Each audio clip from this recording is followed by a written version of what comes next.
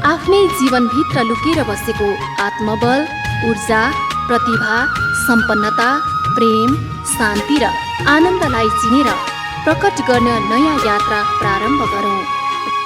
जीवन विज्ञान, जीवन विज्ञान। जीवन ऊर्जा अनुभूतिको सातवां द्वार, सातवां ढोका।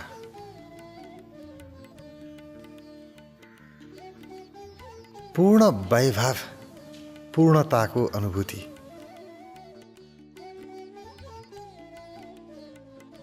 जब व्यक्ति आफूभित्रको निराकारको पनि आभामा प्रतिष्ठित हुन्छ, निराकारको मात्रै अनुभूति होइन, आफ्नो निराकार स्वरूपको मात्रै अनुभूति होइन, आफ्नो निराकार स्वरूपको आभा, त्यसको कान्तिमा प्रतिष्ठित हुन्छ, त्यहाँ स्थिर रहन्छ। त्यसपछि पूर्णताको अनुभव हुन्छ। पूर्णता मात्रै होइन, पूर्ण वैभव। वैभवको अर्थ अब पुग्यो, अब तृप्ति भयो, अब केही चाहिएन, अब पुग्यो जीवनमा पूर्ण तृप्ति। कहीँ कतै पनि अन्तरकुन्तरमा पनि अतृप्ति रहेन। यस्तो भइदिए हुन्थ्यो भन्ने रहेन। अब न अब स्वर्गको अतृप्ति रह्यो, न वैकुण्ठको अतृप्ति रह्यो। अब कुनै अभिलाषा रहेनन्। कहीँ न कहीँ आशा हुन्छ, व्यक्ति आशामा बाँचेको छ। अहिले सुख पाइएन, पछि सुख पाइन्छ होला। यो जीवनमा सुख पाइएन, मृत्युपछि सुख पाइन्छ होला। स्वर्गको काल्पनिक सुखमा मानिस बाँचेको छ, वैकुण्ठको काल्पनिक सुखमा मानिस बाँचेको छ। मानिस भगवानको सानिध्यता, कल्पना हो, भगवानको नजिक बस्न पाइन्छ कि पाइँदैन थाहा छैन, तर पनि पछि पाइन्छ होला भन्ने आशामा बाँचेको छ। पुरै जीवन आशाले घेरिएको छ। यहाँनेरि सम्पूर्ण आशाहरू पूर्ण भए। अब यस्तो भइदिए हुन्थ्यो भन्ने केही पनि बाँकी रहेन। अब यहाँनेरि आनन्द छ। अरू आनन्द पाए हुन्थ्यो भन्ने सीमा सकियो। आनन्द उत्कर्षमा पुग्यो, तृप्त भयो। अब भगवानको आशा पनि रहेन। पुरै वैभव, पुरै अहिले छ। मैले स्वर्ग चाहे अहिले स्वर्ग छ, वैकुण्ठ चाहे अहिले छ, भगवान चाहे यतिखेरै छ। जे इच्छा गर्ने हो ती इच्छा सबै यतिखेरै पुरा भए। जे चाहिएको सबै कुरा छ, पूर्ण छ। पूर्णको दुईटा अर्थ हुन्छ। एउटा पूर्णको पुरा, जे छ सबै समष्टि। पूर्णताको बोध त आकाश अनुभूतिमै भइसक्यो। आभा अनुभूतिमै पूर्णताको बोध भइसक्यो। पुरा भयो। अब पूर्णले मात्रै पुगेन, पूर्ण वैभव। जे चाहिने हो सबै छ। चाहिएका कुराहरू सबै छन्। र हाम्रो जीवनमा दुईटा पक्ष देखिन्छ। एउटा चाहिएको कुरा अथवा राम्रो कुरा, अर्को नराम्रो कुरा, नचाहिएको कुरा। हामीलाई दुःखदायी घटनाहरू चाहिँदैन, त्यस्तो आओस् भन्ने इच्छा राख्दैनौँ। सुख मात्रै आओस्, सुखदायी घटनाहरू घटुन्, हाम्रो इच्छा त त्यही रहन्छ। तर जीवन हो, सुख पनि दुःख पनि सबै कुरा आउँछ। तर इच्छा चाहिँ दुःखको हुँदैन, विपरीत हुन्छ जीवनमा। तर यहाँनिर विपरीत हुँदैन। यहाँ पूर्ण वैभवमा यहाँ नकारात्मकता रहँदैन, विपरीत घटना रहँदैन, किनभने यहाँ तृप्ति छ, यहाँ सन्तुष्टि छ। सन्तुष्टि त्यसमा मात्रै हुन्छ, सकारात्मकतामा मात्रै सन्तुष्टि हुन्छ। इच्छाएको कुरा पूर्ण हुनुमा मात्रै सन्तुष्टि हुन्छ। इच्छाएको विपरीत भयो भने त सन्तुष्टि हुँदैन। त्यसकारण यहाँ पूर्ण सन्तुष्टि हुने भएको कारणले यहाँ विपरीत छैन। अचम्म त लाग्छ, किनभने जगत विपरीतबाटै बनेको छ। यहाँ दुईटै प्रकारको ऊर्जा छ, सकारात्मक नकारात्मक दुईटै ऊर्जाले सृष्टि चलेको छ।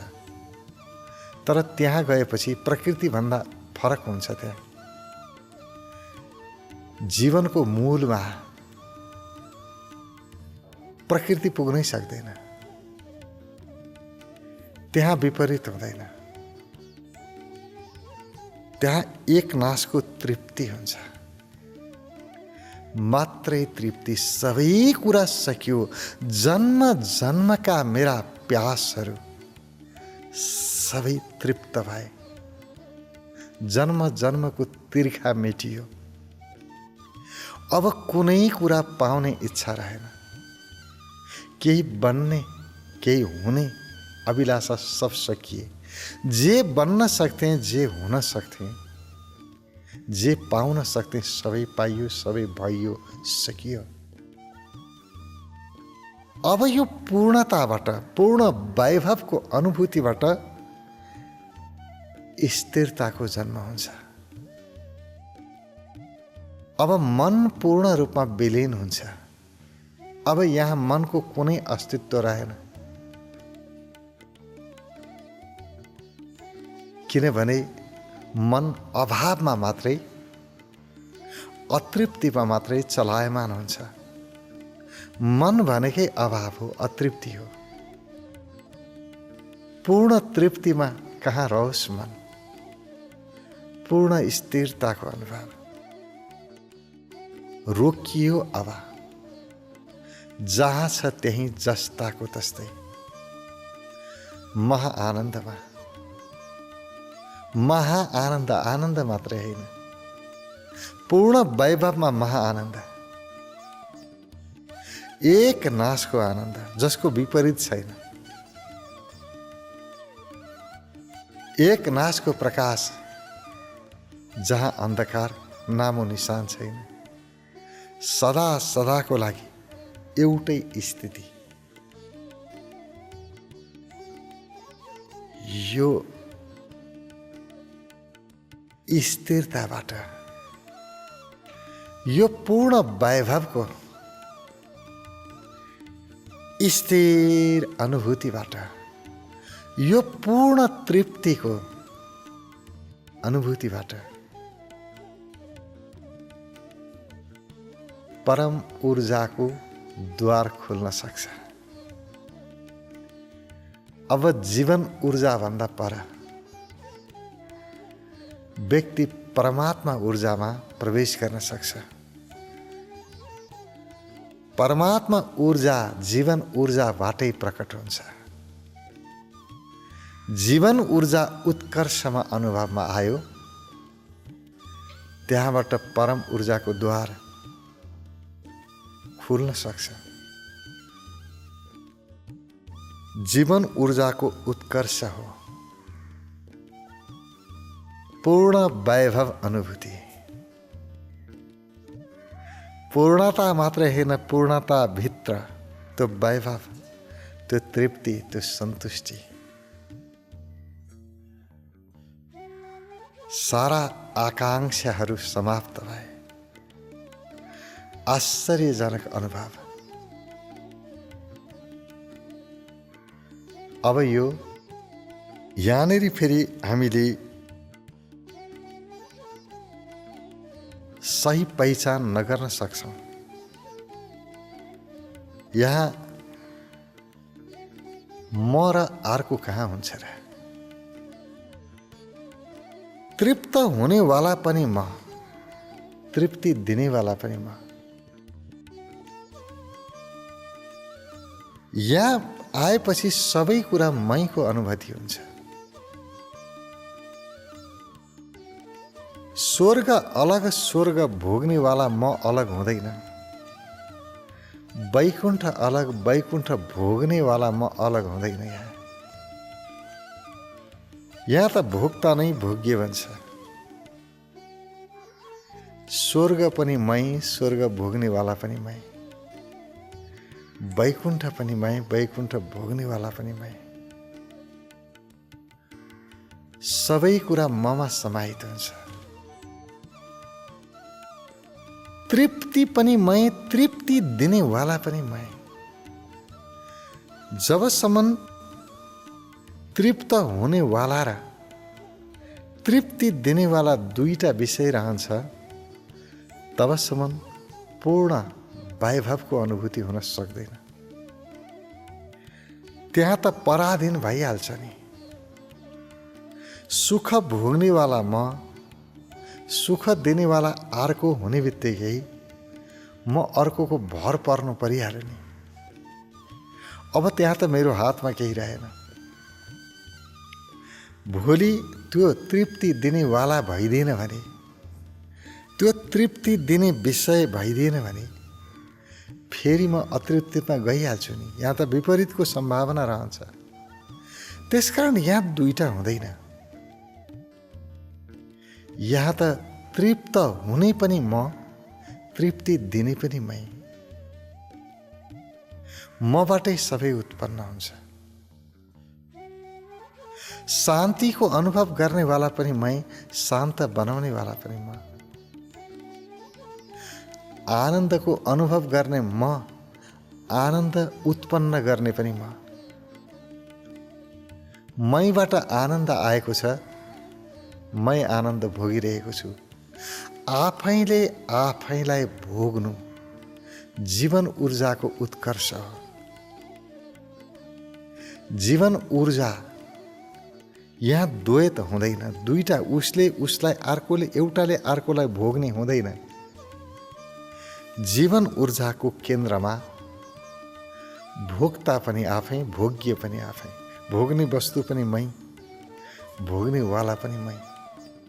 सबै कुरा मै हुन्छ। म केन्द्र हुन्छ। यहाँ जीवन ऊर्जामा आफू केन्द्र हुन्छ। सबै कुरा आफैबाट उत्पन्न हुने हुन्छ। मैबाट सबै कुरा उत्पन्न भएपछि मात्रै तृप्तिको बोध हुन्छ। अर्कोबाट उत्पन्न हुने हो भने तृप्ति हुँदैन। पराधीन भइहाल्छ, परतन्त्र हुन्छ, स्वतन्त्र हुँदैन। त्यही भएर भन्ने गरिन्छ नि, अध्यात्मपूर्ण स्वतन्त्रता हो। स्वतन्त्रताको कुरा हामी बार बार सुन्छौँ। आर्थिक स्वतन्त्रता, राजनीतिक स्वतन्त्रता, विभिन्न प्रकारका स्वतन्त्रताका कुराहरू आउँछन्। सबैभन्दा ठुलो स्वतन्त्रता भनेको अध्यात्म हो। अध्यात्मले त्यो स्वतन्त्रता दिन्छ जहाँ परनिर्भरता समूल रूपमा नष्ट हुन्छ। परनिर्भरता हुँदै हुँदैन।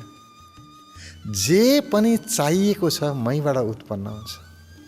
मैमा रस सबै कुरा है, मभन्दा बाहेक केही पनि रहन्छ। सबै कुरा आफैमा रस हुन् भन्ने बोध हुनु, यो जीवन ऊर्जा हो। जीवन ऊर्जाको उत्कर्षमा नपुगिकन परम ऊर्जाको अनुभव हुँदैन। परमात्मामा लय हुँदैन। परमात्मा बडो गहिरो कुरा हो। तर व्यक्तिहरूले के गरे भने जीवन ऊर्जाको उत्कर्षमा कोही पुग्यो, अहम ब्रह्मास्मिको अनुभूतिमा गयो, सकियो भन्यो, यति हो। यहाँ यात्रा टुङ्गियो भन्ने बुझ्यो। त्यहाँ यात्रा टुङ्गिँदैन। त्यो त जीवन ऊर्जाको उत्कर्ष मात्रै हो। अर्को विराट क्षेत्र छ परम ऊर्जा।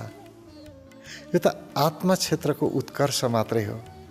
परमात्मा क्षेत्र बाँकी छ सिङ्गै, जसको कारणले जीवन छ। जुन ऊर्जाको कारणले जीवन ऊर्जा बनेको छ, जुन ऊर्जाको कारणले जगत ऊर्जा बनेको छ, त्यसको मूल परमात्मा क्षेत्र बाँकी नै छ।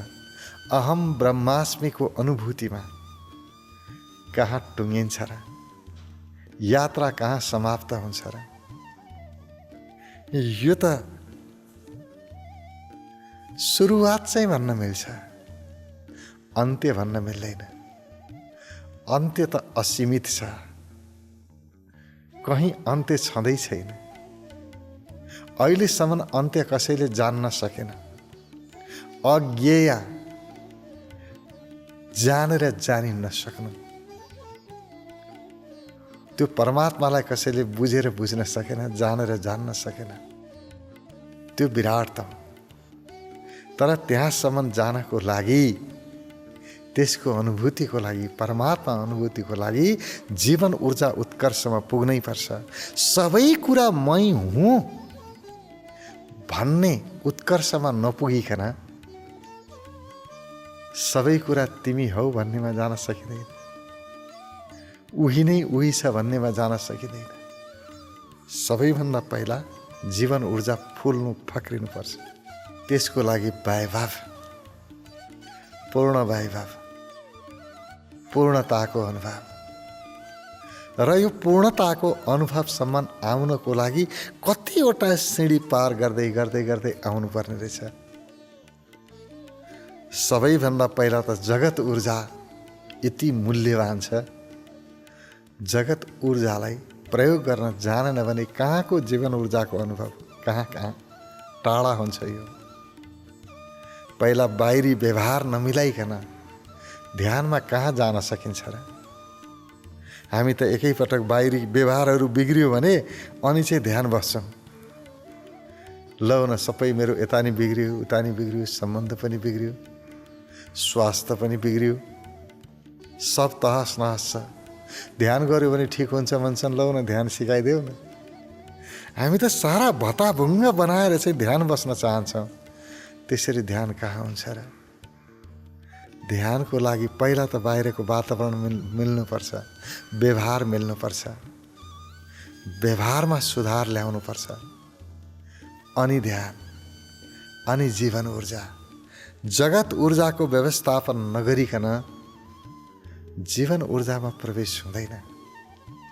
जीवन ऊर्जाका एउटा एउटा ढोकाहरू नचारिकन सिधै जीवन ऊर्जाको उत्कर्षमा पुग्न सकिन्न। शरीर अनुभूति यहाँबाट सुरु हुन्छ। शरीरबाटै प्रवेश गर्दै गर्दै गर्दै त्यो पूर्ण वैभवमा पुग्नु छ, पूर्णतामा पुग्नु छ, पूर्णताको बोधमा स्थिर रहनु छ। जब व्यक्ति पूर्णतामा पुग्छ, आफै ठहराव, आफै रोकिन्छ। सारा जगत रोकियो, अब टक्क रोकियो। अब कहीँ चलायमान छैन, अस्थिरता छँदै छैन, पुरै स्थिरता। हामी यो स्थिर हुनलाई सुरुदेखि कति प्रयास गर्छौँ। कति चञ्चल छ मन, यसलाई कसरी स्थिर बनाउने होला, कति प्रयास गर्छौँ। यहाँ पुगेपछि कुनै प्रयासको आवश्यकता छैन। स्वतः स्थिरता। जहाँ पूर्ण वैभवको अनुभव भयो, स्थिरता त्यहीँबाट सुरु भयो। साधना एकै पटक हुँदैन, आज गरेर आजै हुँदैन। अभ्यास निरन्तर गर्नुपर्छ, निरन्तर अभ्यास। अध्यात्ममा गरिएका अभ्यासहरू विफल हुँदैनन्। जति गर्यो अर्को पटक त्यहीँबाट सुरु गरे हुन्छ, दोहोऱ्याउनु पनि पर्दैन। यो पटक व्यक्ति जीवन ऊर्जामा प्रवेश गर्यो, अर्को पटक बाहिर आउनु पर्दैन, जीवन ऊर्जाबाटै त्यहीँबाटै उसको यात्रा सुरु हुन्छ। चाहे जन्म जन्म किन नलागोस्, बाटो समातेपछि त समात्यो, त्यही बाटो जान्छ। निश्चिन्त भएर साधना अगाडि बढाउनुपर्छ। जीवन ऊर्जाको उत्कर्ष हो। पूर्ण वैभवको अनुभूति, पूर्ण वैभवमा स्थिर रहनुपर्छ कि त आफै हुन्छ, आफूले गर्नु पर्दैन, स्वतः हुन्छ। पूर्णताको अनुभव, पूर्ण वैभवको अनुभव। जीवन